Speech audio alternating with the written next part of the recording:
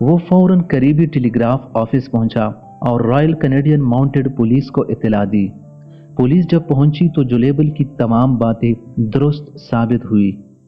دوستو، پولیس کو شک ہوا کہ شاید یہاں کسی نے حملہ کیا ہے اور بستی کے تمام لوگوں کو مار دیا ہے، لیکن اس صورت میں خون کے نشانات ملنے چاہیے تھے جو کہ نہیں ملے۔ اس کے بعد ایک بہت ہی عجیب بات سامنے آئی۔ پوری بستی برف سے ڈکی ہوئی تھی، لیکن برف پر کسی کے بھی قدموں کے نشانات نہیں تھے سوائے جولیبل کے اپنے قدموں کے نشانات کے۔